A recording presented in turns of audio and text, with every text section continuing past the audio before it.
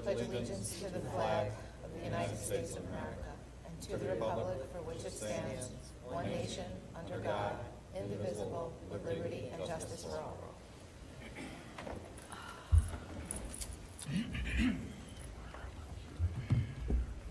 Call for a motion for the acceptance of the minutes of the May 9th, 2023 meeting. So moved. Second. Moved and seconded. Discussion. All those in favor? Opposed? No one. Motion carries. Call for a motion for the minutes of the May 16th budget vote and election.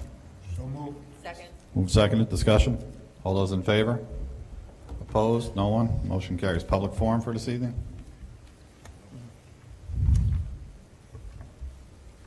No one. Move on to presentations. Call up Deputy Superintendent Kelly White and Special Ed Director Jessica Matarazza to talk about the Life Skills Program. Okay, good evening, everyone. Kelly and I are very excited to present this to you this evening. At the budget presentation, we did kind of cross over it, that we were looking at some different opportunities and things that we could bring to the district. And we have found something and built something really between our team here that we are extremely proud of, and we are hopeful that it will be a great addition to our district. So the presentation you'll see on the screen, we're kind of going to move through the slides. I'll give time, as the length of the written portion on the slide is there, so that you can read, and if you have any questions as we go through, please ask. So the first slide really addresses what life skills are.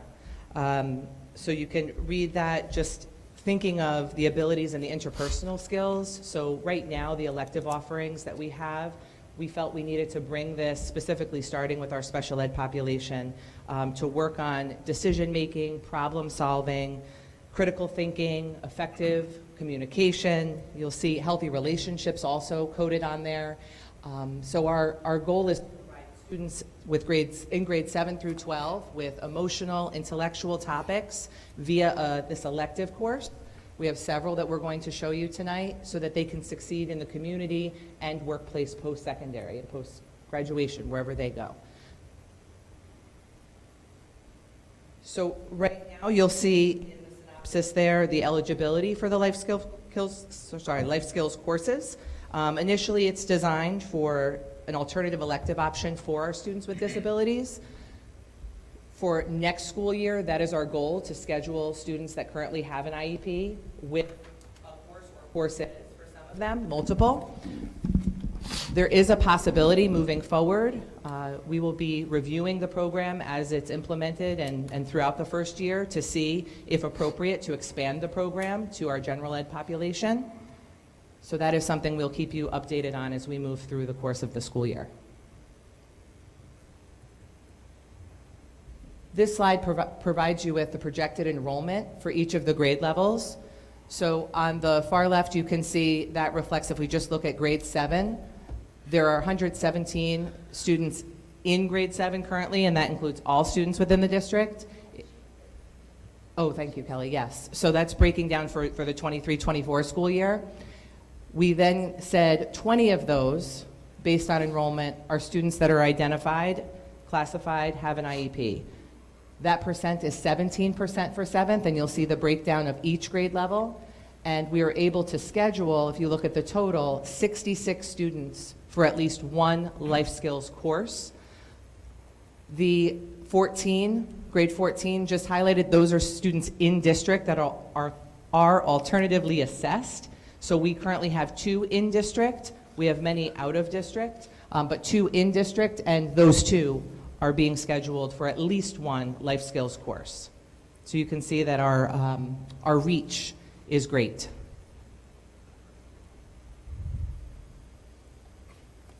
Okay, this provides you with a sequence. So what we were able to do is take what we wanted to offer, the topic, or at each of the, at each of the grade levels, and identify the course name, and then working collaboratively identify, based on the NYSED comprehensive course catalog, how that aligns to what NYSED expects for that course, alignment with the course, the certification needed to teach that course, and how that could scope out for us.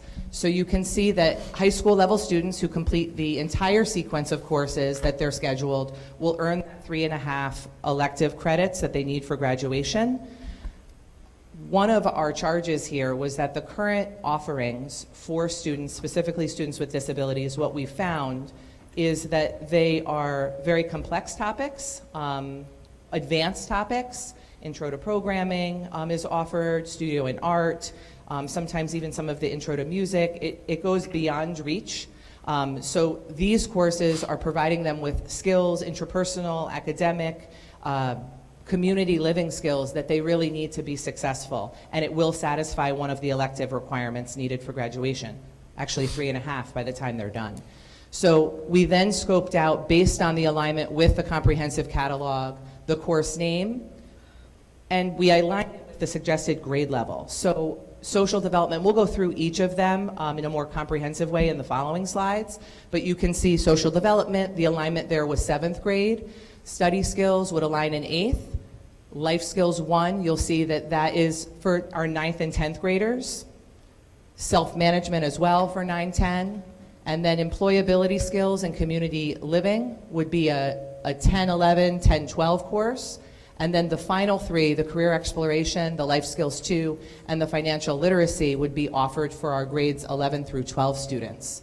These would be offered full year. They would earn a half credit for each of the courses, and it would be offered on alternative days. So if they were taking life skills 1, it would be a full year course, and they would take it AC days, opposite if they're in band or chorus or PE, so it dovetails off of that. Yep, so as per the NICED certification, area codes, Kelly researched that in great detail, and anyone with a valid teaching certificate can teach any of these courses that we've designed.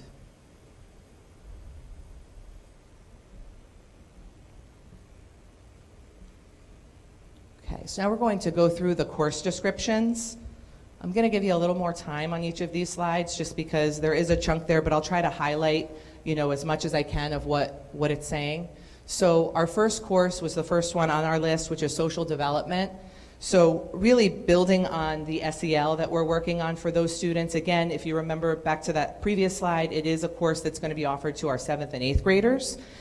Skills developed are kind of shown in the K6, and then they're going to be built upon as they're now entering their secondary path. Awareness of relationships with peers, an existence of where they are in the greater community, and you can see the scope of that kind of aligning with how the units will fall as the course goes on for the entire school year. The self-awareness, the self-management, relationship skills, responsible decision-making, really at that basic level, so they're building on those skills and have a strong foundation prior to entering their freshman year. Okay, the next course, this is also the course that was aligned really with our 7th, 8th graders, is the study skills course. So again, full year course, offered alternative days, preparing students for the rigor of what they're going to experience when they enter their freshman year and beyond. High school level, they're not quite there, so they're going to learn those tips and strategies that are going to have them have the skill set to be successful when they get to 9th, 10th, 11th, and 12th, and then they're taking those courses. They need to earn credits in those courses and get seat time to take the Regents exam, so we want to make sure that they have the skills they need. So some goal setting, time management, reading strategies, vocabulary, so you can see each unit of study as it breaks down the scope. And again, this is a full year course, so from start to finish they would have accomplished all of those units and have the skill set to move on.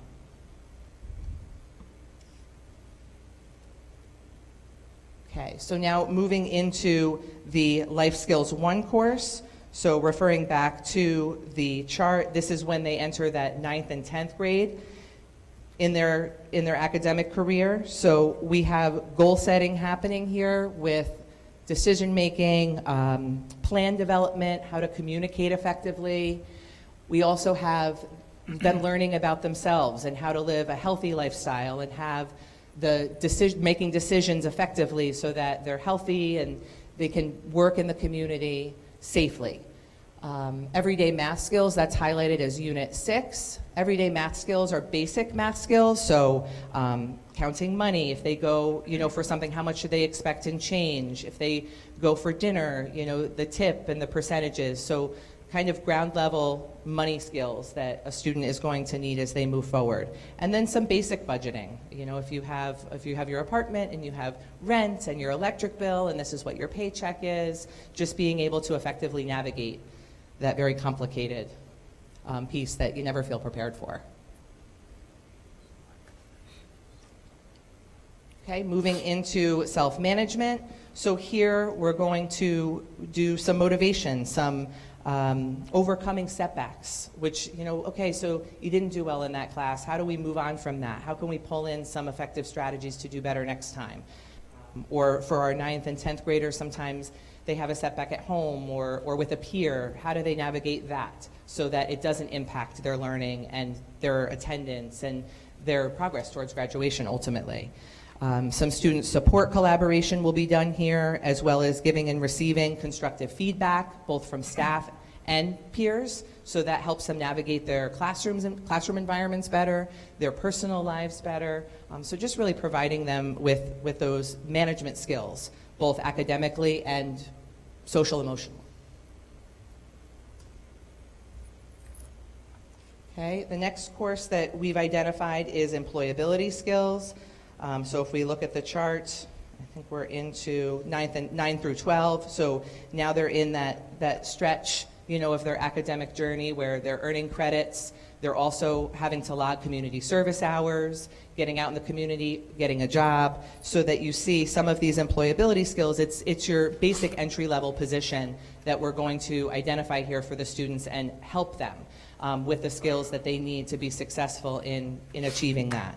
So you see the units of study here, exploring some career goals, basic resume, cover letter, how I fill out a job application when I go to that interview, how should I dress, what should I do, how can I prepare for that, and some workplace communication. So our definite plan here is to collaborate with businesses in the community and our own HR department to work through an application and coming into an interview and doing some role modeling there, so that they don't experience for the first time when they're sitting nervously at their first job interview.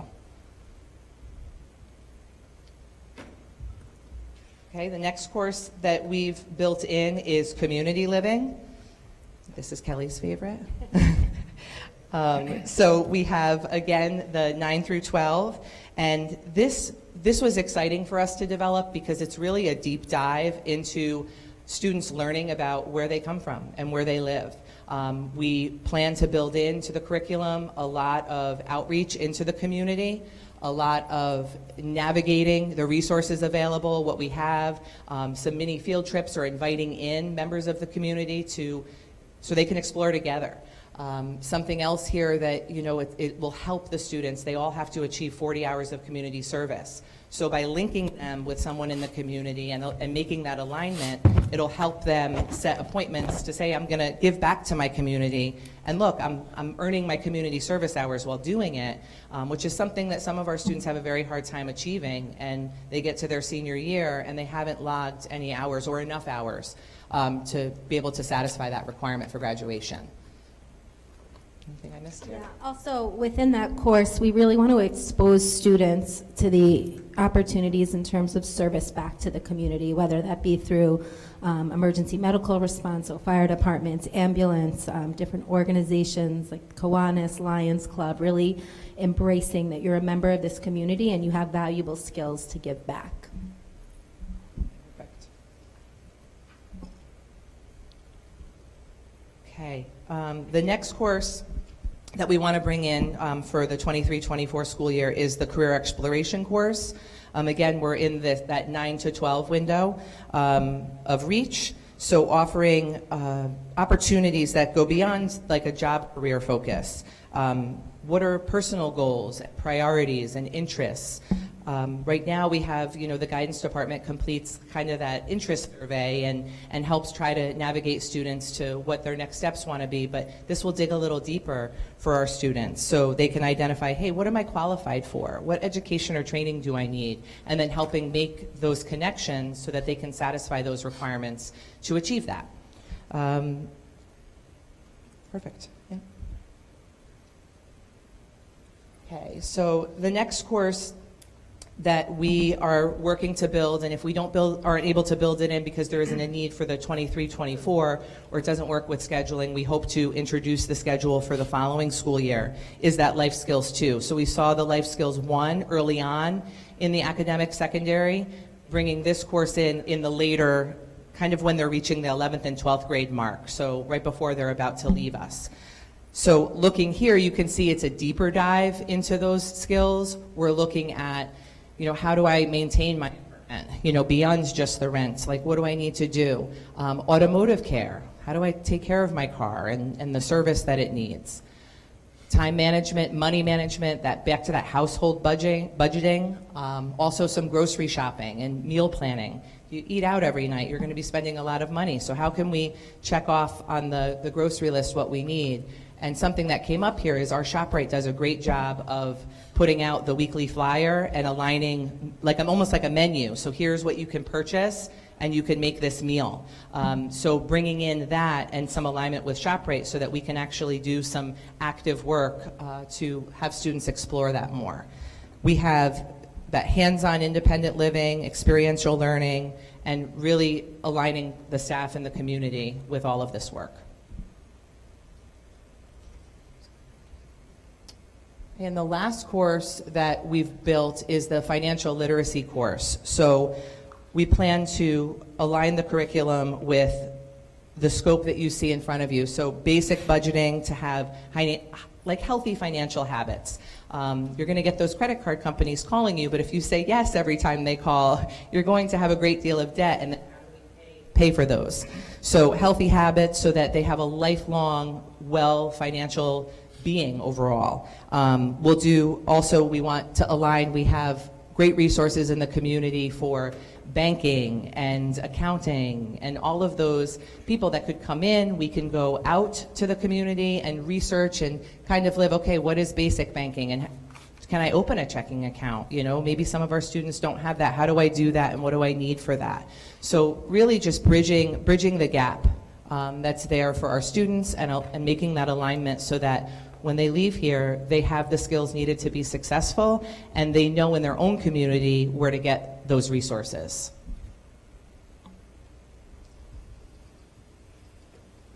Okay, and the last slide here highlights what you saw in the first one with just some additional comments. So you can see the ones highlighted in gold that we've identified. Those are the courses that, based on scheduling, we are able to offer for the 23-24 school year. So almost all of them except for those last two. So on the right side, we've identified the bullets just to kind of close out our presentation. So due to the decrease in student enrollment that we've experienced, we are able to teach these courses without hiring any additional staff at this time. So we're able to bring this to our 23-24 cohort, 7-12, without bringing in any new teachers. The courses are going to be offered. They are included in 4 special education teacher schedules currently. Just to kind of paint a picture for you, the student schedule, it's not a traditional life skills program, one that maybe we had years ago where it was one class of one cohort of students all day. The students are going to be given a schedule based on, which kind of leads into the next bullet, based on their identified graduation pathway. So if they're a student that's Regents bound, they're going to have in their 8-period day an English course, a social studies course, a math course, whatever they need to satisfy the graduation requirement. And then instead of taking, say, an academic workshop, they are going to be given one of these electives. Also, if they traditionally would have taken an intro to programming course, which they continually struggle with, this can replace that and they still will earn that elective credit the same as they would have with taking intro to programming. So a student schedule for a Regents bound or a local diploma would be very much that. If they are what's called a SAC, but it's the Skills and Achievement Commencement Credential, those are our alternatively assessed students. So those are the two that we identified on the first slide, and there are also some students that we're looking at that we could potentially bring back to district if we could move forward with this program, because we can schedule them for life skills courses for half of the day and then send them, to a TOPS program. So we're currently, already aligned with Ulster BOCES for them to choose a trade that they wish to get a certificate in. So half day here, in-house, in district, taking, possibly the Life Skills 1, maybe the Career Exploration course, a phys ed class, and then in the afternoon, they go to a carpentry or cosmetology at the BOCES. So this is our plan. We're very proud of the work that was done and the collaboration that happened, and we are very hopeful that with this program, our graduation rate can increase. Students are going to be more successful post-secondary because they have the skills they need and the alignment with community resources and people to align them for a very successful launch. So thank you, and we appreciate you taking the time to listen and look through our hard work. Questions? Anybody? Lisa? These are amazing, and thank you for doing all this. I want to take some of these, and I think it would be wonderful if every student had the opportunity to take these classes. Just a wish list, and maybe it's already folded in. The idea of voting, or an introduction to voting, how to register, how to... Yeah, if yeah, we that's can. part of that. In places like employability or housing, will it be introduced what to do if you feel you're being exploited? Like if you have a boss who's a terrible boss, and who to take a complaint to, or landlord issue, or when things go not perfectly. Yeah, I believe it's in the employability course. I think one of the final units in there is understanding the EEOC for young adults. So the EEOC has a lot of resources for young adults entering the workforce, so we would make sure that they're aware of the resources available. And absolutely, when we talk about that community living and independent living, there's definitely opportunities to talk about support when you are feeling like not supported by a landlord or exploited by a landlord. Those are really great topics that we can easily embed into those courses. Fantastic.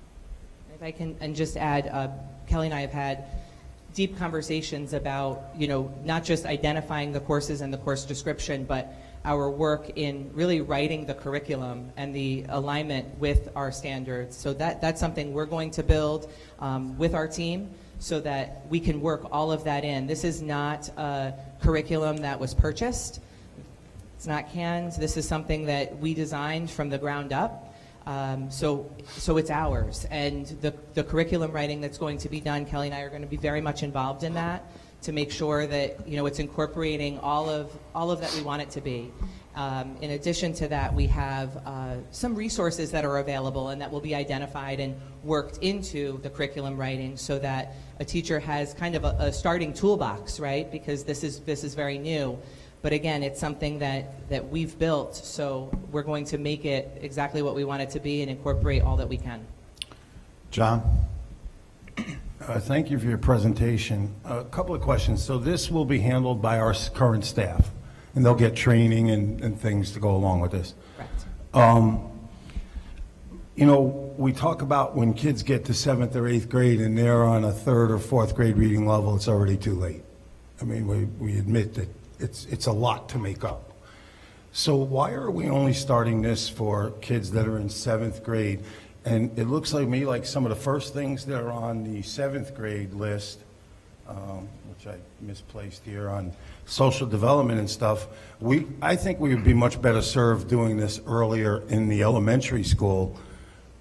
Bringing some of these kids in 7th and 8th grade, we might be chasing after our tail in that regard with kids that have struggled with these types of things, and then you add in a kid who struggles with math or English.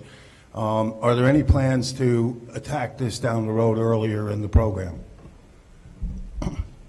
So the elementary school social emotional learning curriculum is designed right now so that our school counselors and social workers push into the classrooms every other week following this same sequence. So they start, and every year they cycle through these skills, and it's that awareness of self, awareness of others, and greater community living. So by the time they get to 7th grade, the key terminology, whatever we design as like foundational vocabulary, the students will have been exposed to that K through 6, but now we're going to be applying it.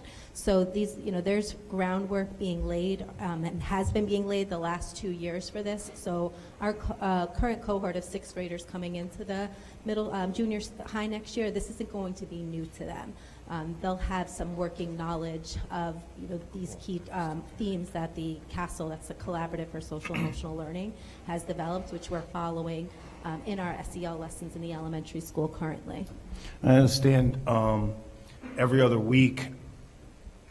It seems to me like some of the basic skills, like your social development and things like that, are things that maybe in the past parents and teachers took a active role in, and is that something that we will see also down there? Because every other week, and I know sometimes when you have an untoward event, they might not get to it that week and things. I mean, shouldn't we be working with kids on social development and skills early on and on a daily basis? And I'm sure our teachers do, but...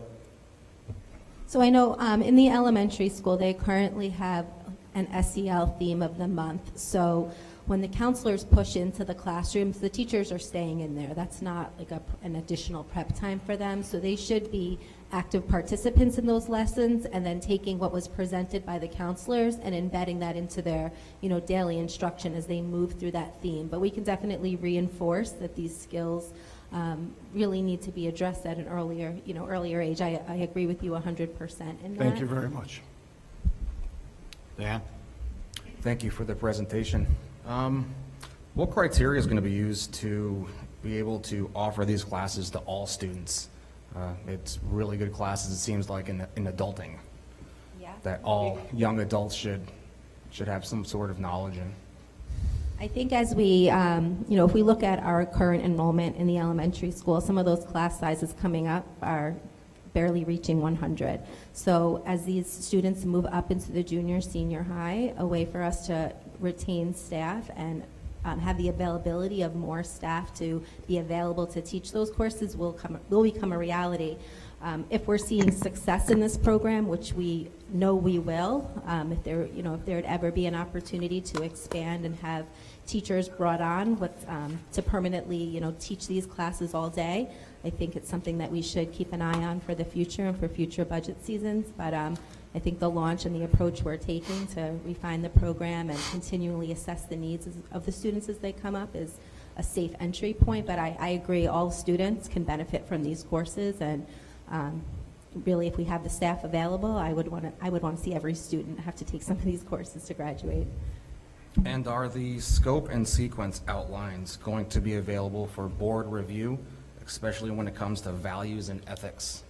Absolutely. So one of the focuses we are working on K-12 right now is transparent curriculum maps available to the entire school community. That's that collaborative planning time that I had made the board aware of a couple months back. We launched it in January, where each department this year is creating a year-at-a-glance document in this school year, and in next school year they'll be creating curriculum maps. If you go to other school districts' websites, those documents, are transparent, and that's like a gap we need to work on making available to our community. So 100% as we work through this, we'll have a year-at-a-glance document and a curriculum map that'll be available. So we'll be able to see what we're using for values and ethics, or whose values and ethics we're using for this course. Yeah, Okay. absolutely. Thank you. Anybody else? Are there assessments for these courses, and are they formative, summative? What kind of assessments are we using to be able to see how successful they're being? So in terms of assessment, that's something that will be created as we work through the curriculum. The expectation would be both formative and summative assessments. I see a lot of opportunities for non-traditional assessment here, so project-based experiences, rather than traditional pen and paper. There's some, areas where pen and paper is needed when you're talking about everyday math skills. We want our students to have, fluency in being able to know how to calculate a discount at a store, how to calculate a tip, how much change to give back. So those things, they can have a traditional pen and paper assessment, but we are envisioning a lot of hands-on, project-based, portfolio-based assessment opportunities in these courses. And will we get a report back after the first semester of this or after the year? Whatever you tell us to do. We don't like to tell, we like to request and use your expertise. Whatever you request us to do. Thank you. Anybody else? Mr. Jack Henry, go ahead. So I have a quick question. So I saw a lot of 10th grade grade goals for certain classes. So how many classes are going to be provided for some of these kids? Is it going to be like one, or are there going to be like multiple in a schedule? So I can speak to that. So right now, what we've done is we've worked through, we've identified 66 students that we can program for one or more.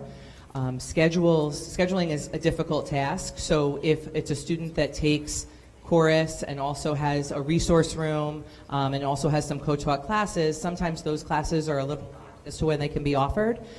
So it all depends on really that and what we can build in. So some students can link to one course easily. Some students can take two.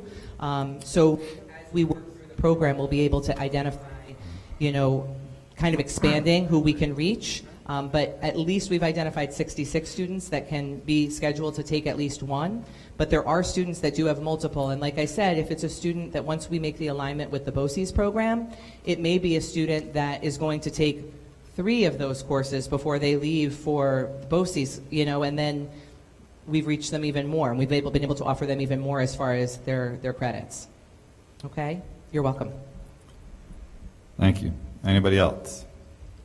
If not, thank you very much for that very informative session of what you anticipate for the upcoming year, and we look forward to seeing the results.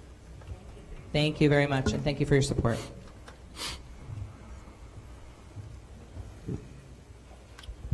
Move on to reports and correspondence. Just like to ask Lisa Ramirez, where are we with the Arts Hall of Fame? We made any progress with that? We continue to seek community members who would like to participate. If anyone is interested in being a member of the committee, please email me through our website, the Ellenville website. My email and all of us are on there. You have a couple of people interested. We'll be resuming meetings soon, and it'll happen. We look forward to it. John, where are we on the Hall of Fame for this year? We're going to have our announcement on the 2023 inductees in the next couple of weeks. Thank you. All right. Any other board members for this evening? John? Yeah, last meeting I asked Kelly about some information on our AIS programs or additional help that we're given. Specifically, I asked about the IXL program. Do we keep track of how many students are being tutored by our teachers? And I think if I could get that information, that would be helpful, because, as I said, I had a parent ask me and I didn't know the answer. The other thing, too, is we pump a lot of money into remediation for our kids, and it's well-deserved.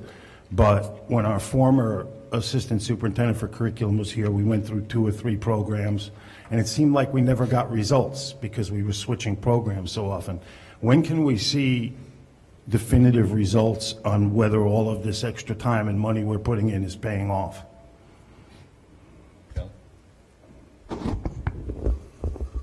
So specifically, IXL Learning is a program. This is our 3rd year using this in the district, and we look at the data from that at a district level on a monthly basis, where we send out a report to see our students' growth over the course of the school year.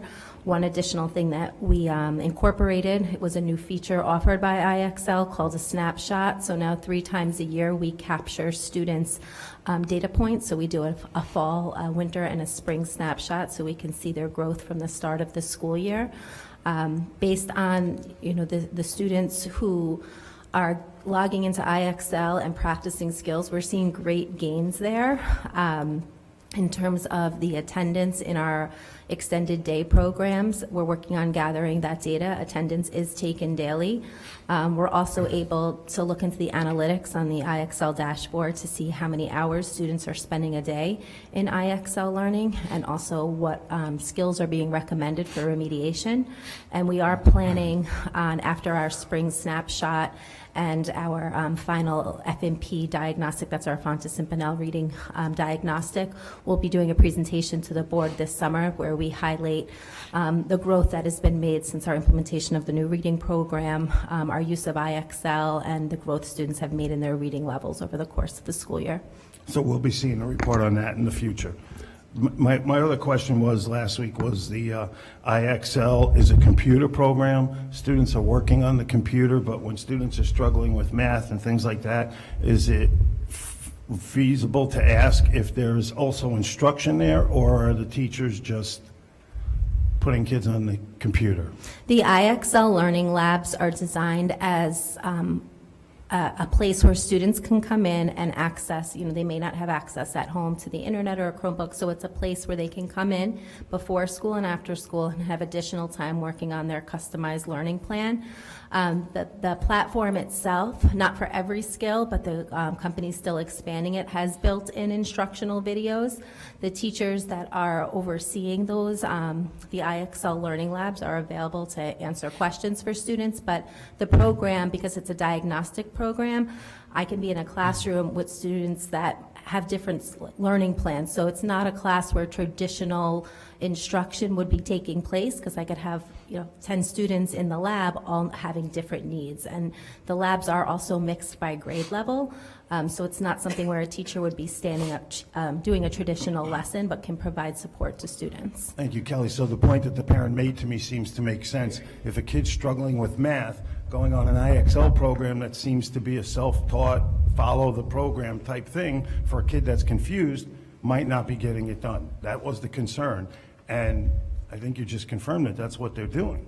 It's not so what IXL does when a student takes the diagnostic, it will, for a third grade student, it will start off by giving that student third grade level items that are aligned with our standards. If students are not demonstrating the skills, the program is identifying where the skill break happened. So it's going to send the students back to either kindergarten, first grade, second grade skill levels, and provide them with support on building fluency in those skills so that they can access grade level material. So they're not just sitting mindlessly on a program, clicking away questions. They're taking them back to the skills that they weren't successful in learning and bridging that gap so that they can access grade level content. I just want to make a comment. So we're not opposed to offering, and we have in the past, academic intervention programs where it's small skill-based and teachers are providing individualized instruction. We have done that. We haven't had a great response from teachers to come forward and do that, but this year down in the elementary school, we started a new program with some high dosage tutoring, which is small group focused on literacy, and we will be focusing on math and providing, in addition to IXL, more directed AIS by teachers, and that's always been something that we have offered, but haven't really had the turnout to staff those up for the students. So we're looking at different models, hence the high dosage tutoring. We started with literacy. We know we have a literacy issue, and we're not opposed to moving forward and modifying something for teachers in the future for math. I'm just confused a little bit because, and I'm sure our teachers are doing the best, but I'm not understanding high dosage tutoring. When you're tutoring and helping a kid that's struggling in math, it's hands-on and you're doing that. I don't understand the high dosage. I know the pay rate is pretty good. We can bring in Mrs. I and Mrs. Marr. They are definitely tracking the data. They train teachers on the components of literacy, how to deliver and differentiate skill-based instruction. And I think when they come back and show you the results, they can expound on what that is. And yes, it was a different rate, and it is more intense. It's limited to 5 students. I think there was a question about our students coming. We're preparing that for you, and they do have students coming, but it is a small group to try to provide more intense support to the students. Okay, and in the interim, I'll suggest that the parent meets with you guys to That'd be great. get their questions answered. Yes. Thank you. Thank you. Anybody else? Any other board members for this evening? Not, we'll turn to our trusty worldwide correspondent, Mr. Jack Henry. Welcome back. Thank you. So, happenings events throughout the entire week, 6th graders have been shadowing current 7th graders so they can get a feel of how the schedules in the junior, senior high school will work for them next year. The elementary spring concert is this Thursday at 7 o'clock in the high school auditorium. Also on Thursday, there will be a career fair in the senior high school gymnasium from 9:30 to 2. Tomorrow, the Key Club will be hosting their annual career fair in the gym. On June 1st, the honors banquet will take place in the auditorium at 5 o'clock. The U.S. History Regents exam will also be taking place on June 1st. The junior high band trip will be on Wednesday, May 31st. Junior Senior Day is Tuesday, May 30th, and the big one, the seniors will be going on their senior trip from June 2nd to the 4th to Ocean City, Maryland. Athletics now, spring sports are coming to a close. Congratulations to everyone who participated all year long, from breaking personal bests and records, winning division championships, and so much more. There's a lot to be proud of, so congratulations to all athletes. Finally, for fundraising, it's your last chance to buy your Blue Devils merchandise. The link is Junior Senior High School Blue Devils gear, or you can use the QR code wherever you can find it. Thank you, Jack. You're welcome. We will move on to Superintendent Lisa Wiles. Yeah, so I just wanted to extend a heartfelt thank you and a lot of gratitude to the community for coming out and supporting our budget this year. We just want to encourage people to come out and vote. Our participation was up a little bit at the polls this year, but it's still low. So I do want to say that we're very thankful for the continued support on the budget. I'm not sure if you mentioned this, Jack, but the sports banquet is June 12th. If the board members are interested in coming, please let Nafisa know so we can tell them what your selection is. And on June 6th, we will be having our annual tenure, retirement, and permanent status recognition at 6 o'clock in the senior high cafeteria. I do want to tell the board that we did get an increased allocation for pre-K. Initially, the allocation was for $525,000, and it's up to, I believe, $770,000. So with that money and the set-asides and the allocation of per pupil, we will be able to fund 2 classes with the grant. So we can't use the whole $770,000. They give you a per pupil amount, and the classes are limited to 18,000. So we are going to offer a second class. So that's good news. I will say that there were 55 applicants for pre-K, so we'll be able to fill 36 spots, which will only leave 19 on the waiting list, and that's if everyone commits to coming. We've already had one family say it's not going to work for them this year. So the regulations and the standards have changed over the years. We have not gotten the application from State Ed yet. That'll be coming out July 1st. But it's a very prescriptive program. So Nicole and her staff are on it, and with great oversight and communication from us about moving forward. So we're really excited about getting that program going. As has been mentioned a few times about the enrollment, we think with the projected enrollment in kindergarten right now, we'll be able to open the second class with the staff we have. However, if we find that we need another teacher, because the enrollment, goes up for a kindergarten or first grade, we'll be back to you in July. But it's something we definitely want to move forward with. We think this will give our students a great opportunity and a great head start. And this is full day with transportation. So we hope that people come and they're here for the kids come and they're here for the whole day. There's no hardship on parents to pick them up in the middle of the day. So we'll have more information as it comes out, but we're really, really thankful and excited to move forward with this. That's all I have. Thank you. Move on to Assistant Superintendent for Business, Mr. Vince Napoli. Thank you. There's a resolution tonight awarding our food service contract to Whitson's again. The numbers came in, believe it or not, a little better than we had hoped, so that's really good. I've provided some numbers that after the audit that we went through, although the state doesn't call it an audit, we call it an audit on our ARP and ESSER funds, so on how we compare to the rest of New York State. There's still a lot of schools that haven't spent most of their monies. We're doing pretty good on being in alignment with spending it before the funds expire. I have provided some pictures. Unfortunately, Iris and I took a trip over to Church Street today. There are a couple of trees over there that have reached their end of life, and we're going to have to be taking them down. Sad to see. We're going to try to guess how old they are when we take one down and count the rings. Maybe we'll have some students do it. But these are pretty big trees, beautiful trees, but they're hollow and they have holes. We did have a wellness committee meeting today. I'll follow up with the minutes at our next meeting.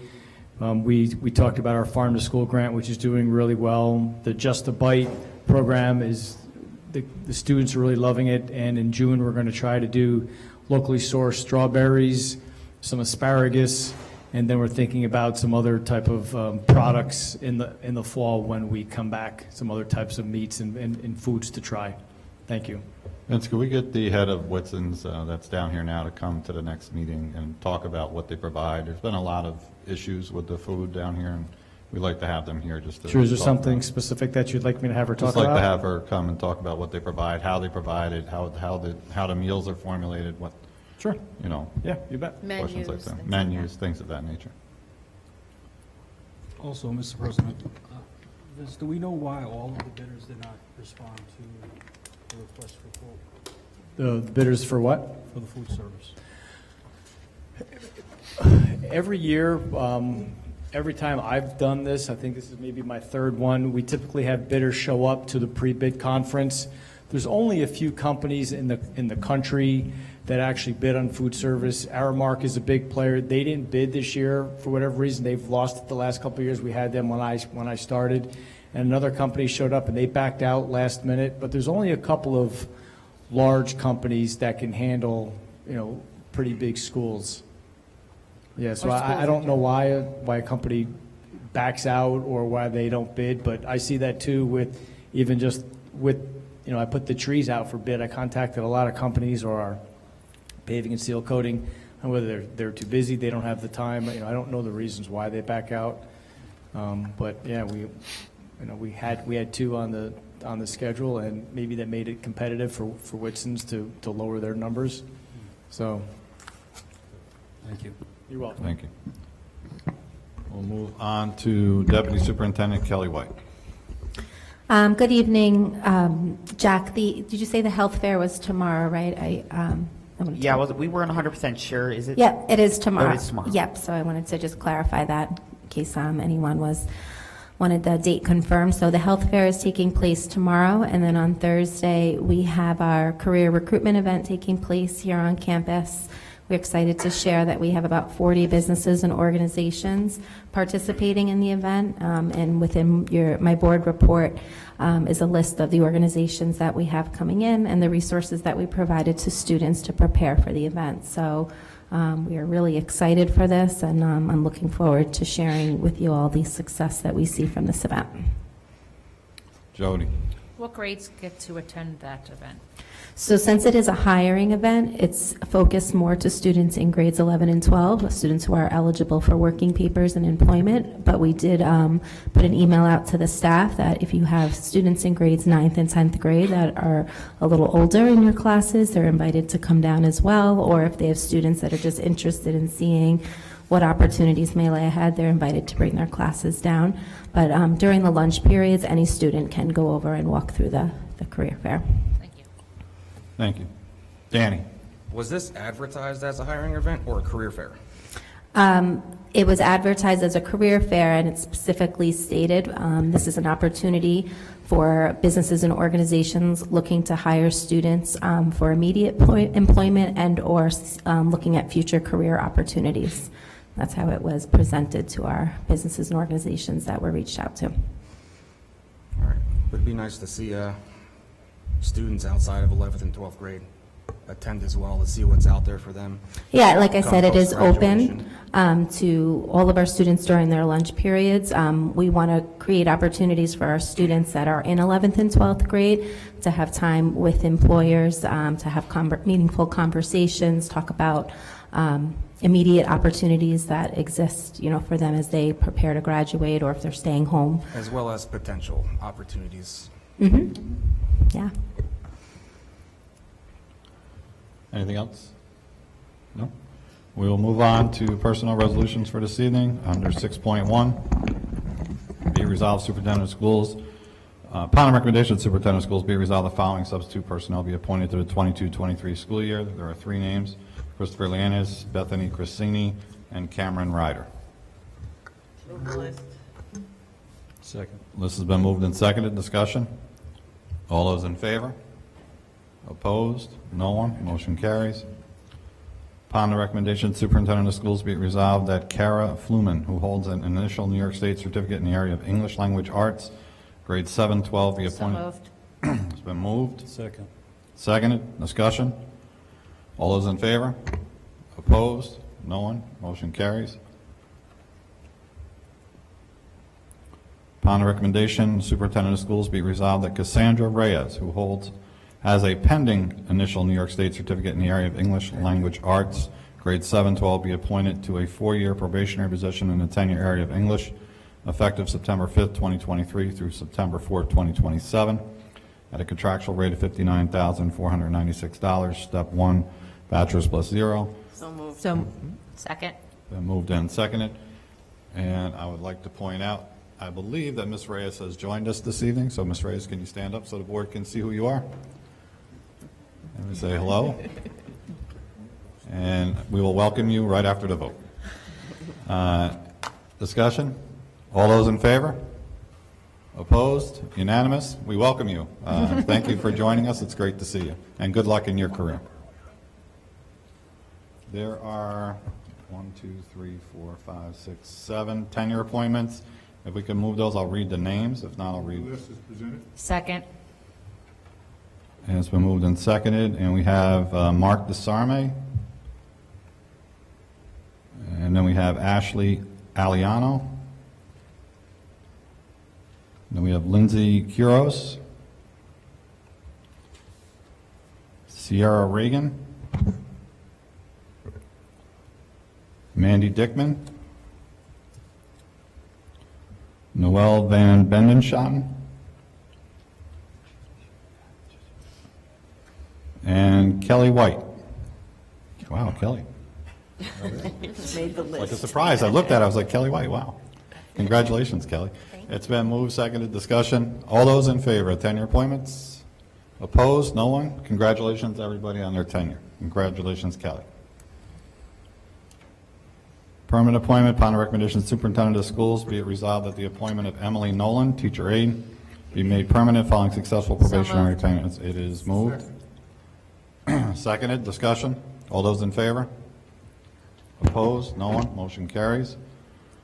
Resolved, the Board of Education hereby rescinds the resolution set forth as Agenda Item 6.8 under Personnel on the agenda May 9, 2023 regarding the appointment of Jennifer Young as cafeteria monitor. So moved. Been moved, seconded, discussion? Just withdrew. Yes. All those in, Other employment. okay, all those in favor? Opposed? No one, motion carries. Upon the recommendations, Superintendent of Schools, be resolved that Susan Ireland's resignation from her position as foreign language teacher at the conclusion of her 1-year leave of absence effective June 30th, 2023 is hereby approved. I heard a move. Second? Second. And seconded, discussion? All those in favor? Opposed? No one, motion carries. Revisions to probationary period music teacher. Be resolved, and agenda item 5.3 on July 13, 2021, Board of Education agenda regarding probationary appointment of Thomas Barton shall be replaced with the following. Upon the recommendation of the Superintendent of Schools, be resolved that Thomas Barton holds a permanent New York State certificate in the area of So moved. music. Been moved. Second. Seconded. Discussion. All those in favor? Opposed? No one? Motion carries. Be it resolved, agenda item 6.23, June 14, 2022, Board of Education agenda regarding probationary appointment of Margot Mercerick shall be replaced with the following. Upon the recommendation of the Superintendent of Schools, be resolved that Margot Mercerick, who holds a professional New York State certificate in the area, has been moved. Second. Second, discussion. All those in favor? Opposed? No one. Motion carries. Resolved that agenda item 5.7 on May 25th, 2021 Board of Education agenda regarding probationary appointment of Noelia Santiago shall be replaced with the following. Upon the recommendation of the Superintendent of Schools, be resolved that Noelia Santiago, who holds a professional New York State certificate in the area of English Language Arts, grades 7-12, and literacy, grades 5-12, be appointed to a three-year probationary. So moved. Been moved. Seconded. Discussion. All those in favor? Opposed? No one? Motion carries. Why do I have all these revisions? Why? Yeah. So when we initially hired the staff, they were appointed at four-year probationary period appointments. But in order to, they have the right, or they're entitled to have, by regulation, a shortened tenure track if they can show us that they've had a previous tenure track appointment, they've received tenure in another, same tenure area, they've received tenure in another district.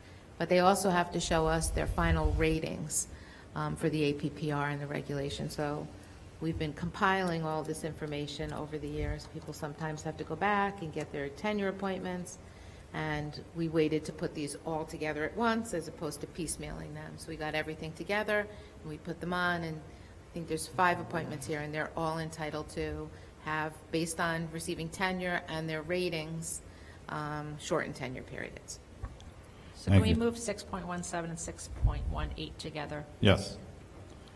It affects Dawn Muller and Jonathan Jagas. So we have a motion. Do we have a second? Second. Discussion. All those in favor? Opposed? No one. Motion carries. Long-term. Upon the recommendation of the Superintendent of Schools, be resolved that Jacelyn Mann be appointed as a long-term substitute teacher at a contractual rate of $70,108. Step 1. So moved. So moved. Seconded. Discussion. All those in favor? Opposed? No one? Motion carries. Upon the recommendation, Superintendent of Schools, be it resolved that Matthew Salamone, who holds a New York State initial certificate as school building leader, professional certificates as school district leader, and physical education teacher, be appointed to a 4-year probationary position in the tenure area of Director of Health, Physical Education, and Athletics, effective July 1st, 2023 through June 30th, 2027, at a contractual rate of $120,000. This is a 12-month position. So moved. Been moved and seconded. Discussion. Mr. Burns. I believe everybody knows I'm in the minority on this, but I feel I have to say my piece here. I'm in my 43rd year of public education. I've worked in several school districts as a teacher, a coach, and a Board of Education member. I arrived in Ellenville in 1987 as a teacher and a coach. And even though I only worked here for 4 to 5 years, of all the places I've ever been, I've always loved being an Ellenville Blue Devil the best. I believe I was lucky to be here in what I consider to be the very last great era of Ellenville sports. The late 80s and 90s produced many league and section, team, and individual championships and state place winners.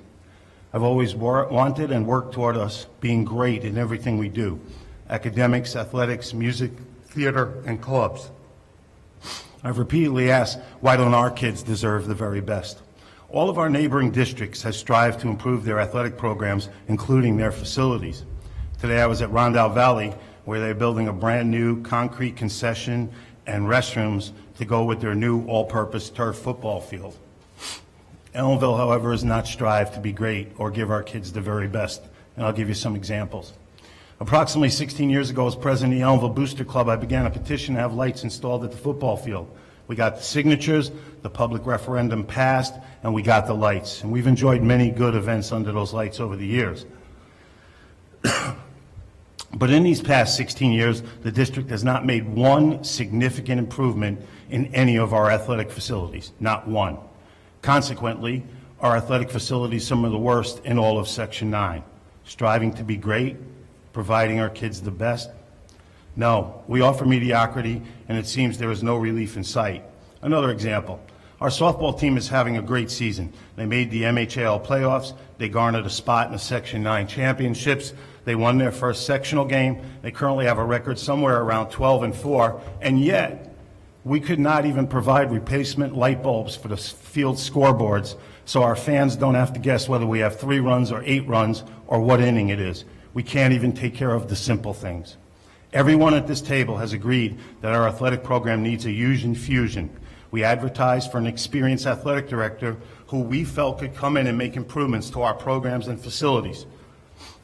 Our last full-time athletic director came to Ellenville and did a mediocre job maintaining the status quo. He promptly left after just 5 years, the minimum amount of time needed for him to earn free lifetime health insurance. By appointing this individual, a person with virtually no experience in public high school athletics, building athletic programs, or improving facilities, we're telling our kids in the community we're settling, striving to be great, offering our kids the very best. No, quite the opposite. By hiring such an inexperienced person for our AD position, we're failing our students. The district has recently formed an athletic fields committee to plan for the improvement of all of our athletic facilities.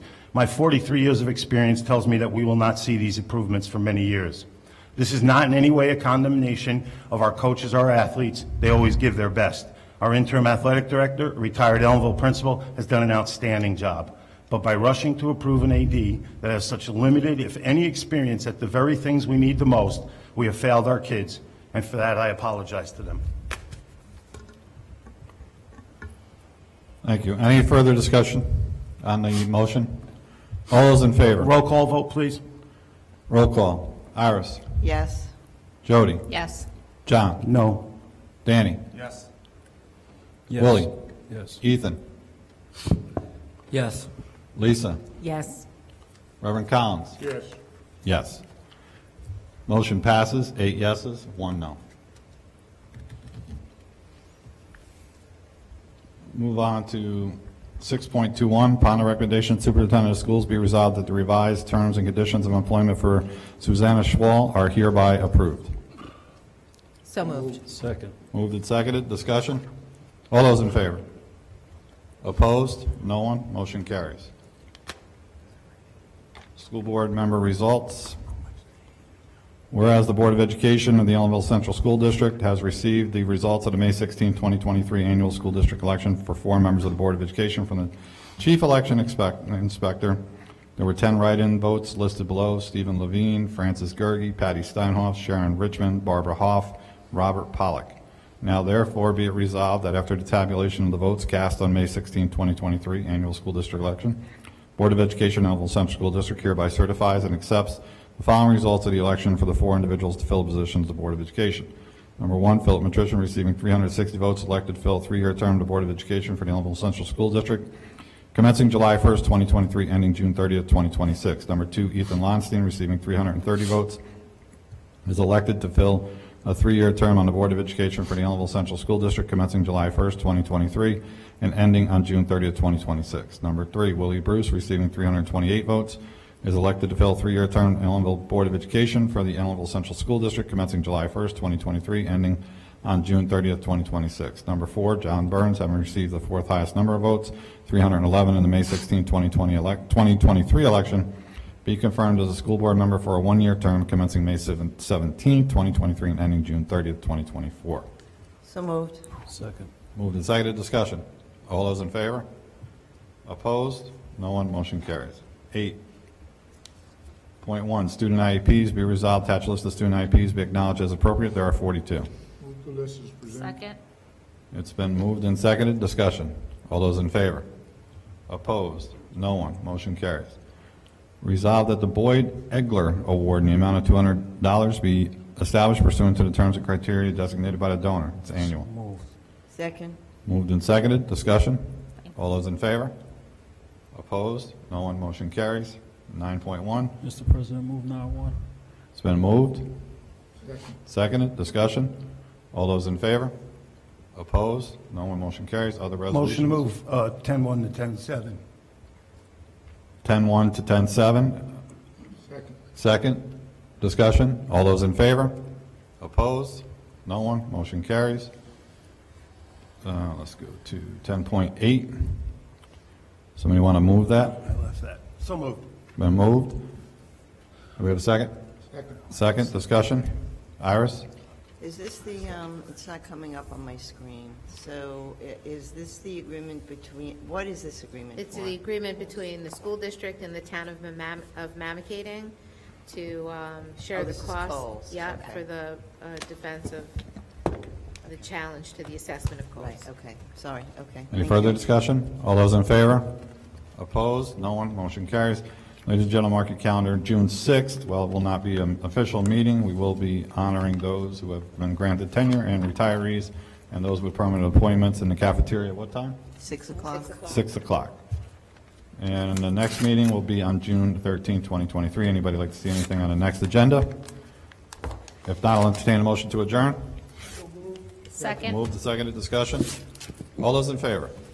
Opposed? No one? We're adjourned.